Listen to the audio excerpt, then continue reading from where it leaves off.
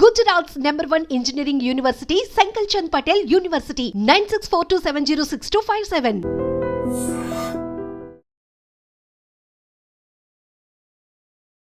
Hi hello నమస్తే welcome back to iDream media. ఈరోజు మనతో ఉన్నారు హైకోర్టు అడ్వకేట్ అలాగే ఇమిగ్రేషన్ లాయర్ అయిన పృథ్వీ గారు. ముఖ్యంగా H1Bలో I-140 రూల్ అనే దాని గురించి తెలుసుకుందాం. ఇది ఎవరికి వర్తిస్తుంది, ఎవరు దీంతో యూటిలైజ్ చేసుకోవాల్సి ఉంటుంది అనేది. Hi sir. హాయ్ సార్, H1Bలో I-140 రూల్ ఇది ఎవరి కోసం క్రియేట్ చేయడం జరిగింది? ఈ రూల్తో ఎటువంటి పనులు అవుతాయి? ఈ రూల్ ఎవరు తెలుసుకోవాలి ముఖ్యంగా? I-140 ఈ అప్లికేషన్ ఏదైతే ఉందో ఇప్పుడు మనం ఇంట్రడ్యూస్ చేసేటప్పుడు గవర్నమెంట్కి మన లేబర్ రెగ్యులేషన్స్ ఇంట్రడ్యూస్ చేసేటప్పుడు ఎంప్లాయర్కి ఎంప్లాయీ రిలేషన్షిప్ అంటే ఇట్స్ లైక్ రికమెండేషన్ లెటర్ అని చెప్పచ్చు, రెఫరెన్స్ లెటర్ అని చెప్పచ్చు. ఎంప్లాయర్ ఇతని ఎంప్లాయీ నా దగ్గరే పనిచేస్తున్నాడు అని చెప్పేసి కొన్ని డాక్యుమెంటేషన్స్ తను ఓత్ తోటి ఇచ్చేటువంటి డాక్యుమెంటేషన్ I-140. దీనివల్ల ఏంటంటే ఈ సెక్టర్లో వాడు గవర్నమెంట్కి ఇచ్చేటువంటి సెక్యూరిటీ రీజన్స్ అయినా కావచ్చు, గవర్నమెంట్కి ఇచ్చేటువంటి ట్రంప్ ఎక్కువ రెగ్యులర్గా చెప్తుంది security threat from the foreigners అని చెప్పి, లేకపోతే ఎలియన్స్ అని చెప్పేసి వాళ్ళ ఎంప్లాయర్ అనే అతను నాకు ఈ క్యాండిడేట్ నా దగ్గర నాలుగు నుంచి పనిచేస్తున్నాడు, నాకు ఇతనికి నేను రికమెండ్ చేస్తున్నాను అని చెప్పేటువంటి ఒక డాక్యుమెంటే మనం ఇప్పుడు మాట్లాడుకుంటుంది. అండ్ ఆ డాక్యుమెంటేషన్ ఇచ్చేటప్పుడు employer will take all కాషియస్నెస్ about the employee. ఎవరికైతే రికమెండ్ చేస్తున్నాడో అతని యొక్క వర్క్ ప్రోగ్రెస్ ఎట్లా చేశాడు, తన దగ్గర వర్క్ చేసేటప్పుడు ఎట్లా చేశాడు, లేకపోతే తన కెరియర్లో నేను ఎందుకు రికమెండ్ చేస్తున్నాను ఇతన్ని, why I'm specifically recommending this candidate for that green card కానీ H1B వీసాకి కానీ ఎందుకు నేను రికమెండ్ చేస్తున్నాను అని చెప్పి ఎక్స్ప్రెషన్ అని చెప్పచ్చు. జనరల్గా ఇక్కడ ఏమవుద్దంటే ఎంప్లాయర్గా రికమెండ్ చేసేటప్పుడు ఎంప్లాయీ యొక్క పెర్ఫార్మెన్స్ రేషియోస్ బట్టి దాన్ని డిపెండ్ అయి ఉంటుంది. ఇప్పుడు ఏ కంపెనీ అయినా సరే రికమెండ్ చేస్తుంది అంటేసరికి ద బెస్ట్ పెర్ఫార్మర్ అండ్ ఈ ఎంప్లాయీ నాకు ఖచ్చితంగా కంటిన్యూటీ ఆఫ్ జాబ్ నాకు చాలా అవసరం. ఇతని వల్ల నేను నా బిజినెస్ కానీ, నా యొక్క సాఫ్ట్వేర్ ప్రోగ్రామ్ కానీ, నా యొక్క ప్రాజెక్ట్ కానీ చేసేటప్పుడు నేను ఇతను లేకపోతే నాకు కష్టం అని చెప్పేటువంటి ఒక రికమెండేషన్ కింద మనం దీన్ని తీసుకోవచ్చు. అండ్ ఆల్సో ఈ డాక్యుమెంట్ అనేది లేబర్ డిపార్ట్మెంట్ కూడా పంపిస్తారు. దీంట్లో లేబర్ డిపార్ట్మెంట్లో ఎంప్లాయర్స్ ఎంతమందిని నువ్వు రికమెండ్ చేస్తున్నావు అని పేపర్స్ ఏదో ఒక స్టేట్మెంట్స్ ఉంటుంది. దాంట్లో నేను పలానా ABCD అని అతన్ని మీరు రికమెండ్ చేస్తున్నాను అని చెప్పేసి వీళ్ళకి మీరు అప్రూవల్ ఇవ్వచ్చు. మీరు లాట్కి పంపించేటప్పుడు నేను వీళ్ళకి ఐఎమ్ రిఫరింగ్ దీస్ పీపుల్ అనేసరికి లేబర్ డిపార్ట్మెంట్లో వాళ్ళ పేర్లు రిజిస్టర్ అవుతాయి. రిజిస్టర్ అయిన తర్వాత ఇది ఎప్పుడున్నా సరే, అంటే అక్కడ యూఎస్లో ఎన్నాళ్ళు వర్క్ చేసినా సరే ఈ 140 ఎవరు ఇచ్చారు, I-140 ఎవరు ఇచ్చారు అంటే పలానా మైక్రోసాఫ్ట్ ఇచ్చిందో, పలానా ఏదో ఒక సత్యం వాడు ఇచ్చాడో, లేకపోతే వాట్ వి కాల్డ్ ఈ సాఫ్ట్వేర్ కంపెనీ ఇచ్చిందో, లేకపోతే అండ్ ఆల్సో సైన్స్ ఈ మెడికల్ కంపెనీస్ ఇచ్చినాయో, ఫార్మా కంపెనీస్ ఇచ్చినాయో అనేది ఫస్ట్ ఎప్పుడు రిజిస్టర్ అవుతుంది. ఒకవేళ ఏదైనా సెక్యూరిటీ థ్రెట్స్ వస్తే, ఆ ఎంప్లాయీ వల్ల ఏదైనా సెక్యూరిటీ థ్రెట్ వస్తే కనుక ఇన్వెస్టిగేషన్ చేసేది ఎంప్లాయర్ మీద చేస్తారు. గవర్నమెంట్ డాక్యుమెంట్ అది. And security and defence modules అని చెప్పేసి ఇప్పుడు ఎక్కువ దాని గురించి చెప్తున్నారు.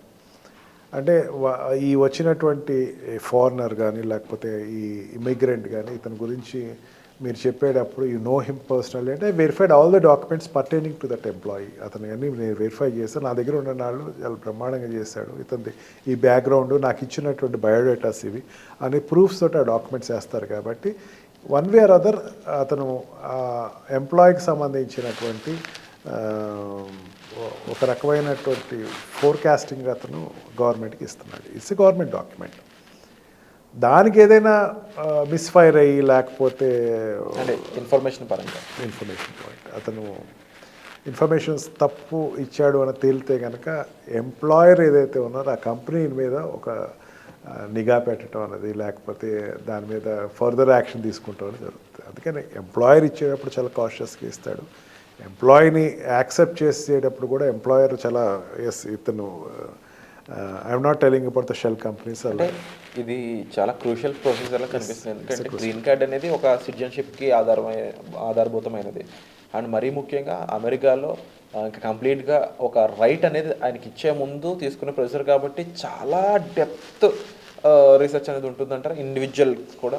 ఖచ్చితంగా అతని పెర్ఫార్మెన్స్ ఎక్కడెక్కడ కంపెనీలోకి వచ్చాడు అనుకోండి, H1Bలో లేకపోతే L2లో L1లో చేస్తాడు, L1 ఇచ్చాడు అనుకోండి. L1లో ఇచ్చిన తర్వాత వీళ్ళు ఇతనికి గ్రీన్ కార్డ్ని రికమెండ్ చేస్తున్నాను అంటే India is not recommending, or ఆ కంట్రీ ఏ కంట్రీ ప్యాటర్న్ కంట్రీ ఉన్నా ఆ కంట్రీ రికమెండ్ చేయట్లేదు, ఎంప్లాయర్ రికమెండ్ చేస్తున్నాడు. అంటే ఈ రిఫరెన్స్ ఇచ్చేటప్పుడు అతనికి పూర్తి పూర్వపురాలు, అతను నాకు జాబ్ చేసినప్పుడు ఇంత స్ట్రిక్ట్గా లేట్ అవర్స్ కూడా పనిచేశాడు, ఇంత స్ట్రిక్ట్గా నా ఎకానమీని పెంచాడు ఇతను, I can recommend him strongly.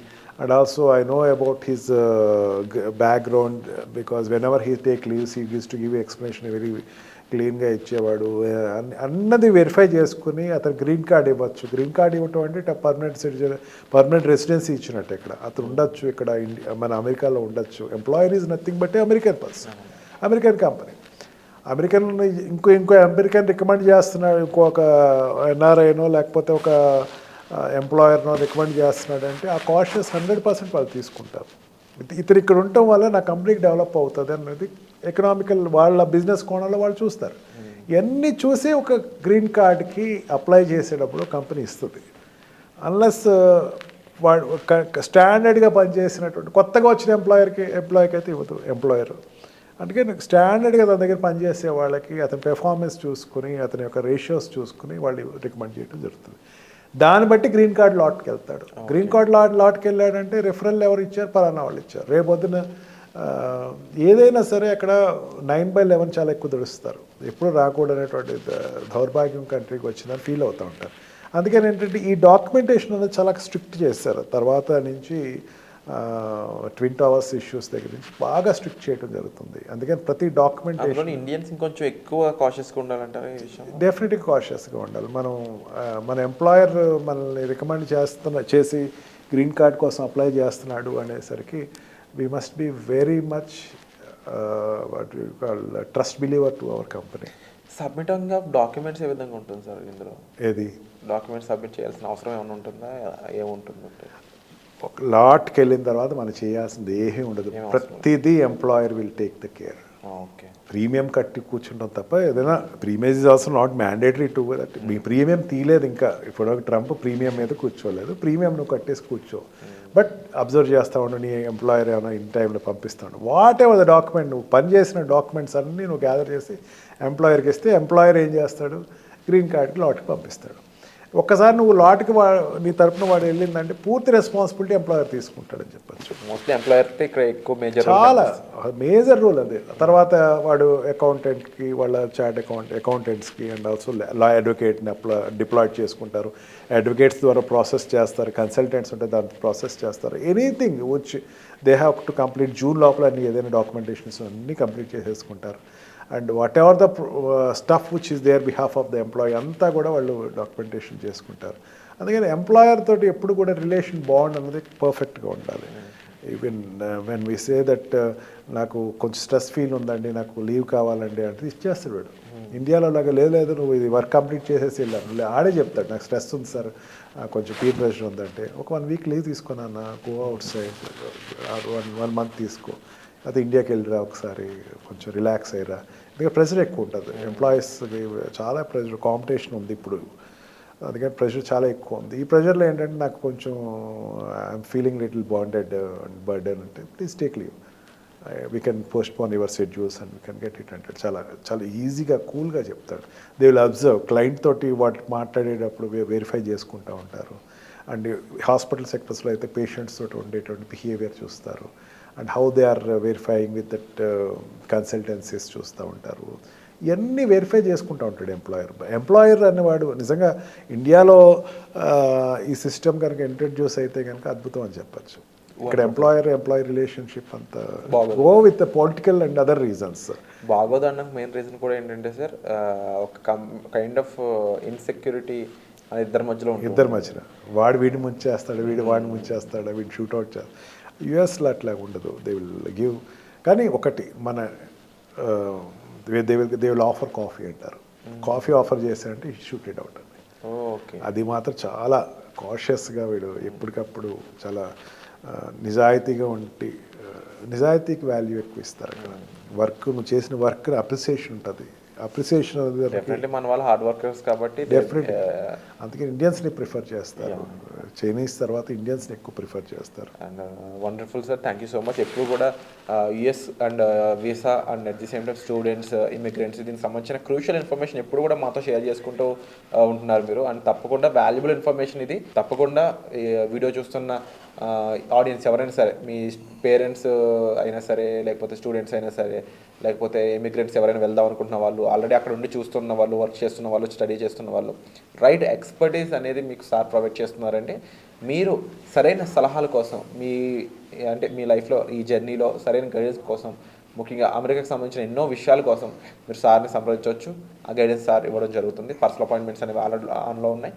So వచ్చే ఎపిసోడ్లో మళ్ళీ కలుద్దాం. Thank you so much. Thank you.